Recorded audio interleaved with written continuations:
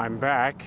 So this is my original clip right here that I showed you before was broke.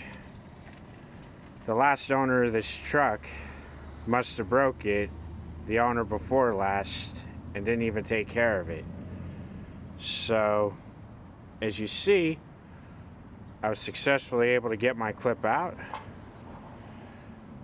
If I compare it with what I got from the junkyard, look at that.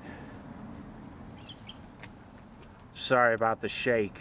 There are the flanges. You know what? I'm gonna rotate these so you can see it better. See that little indent?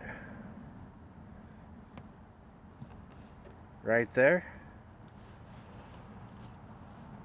Just like how this one is.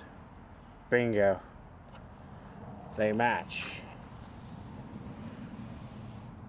So I'm going to try to put this one back in.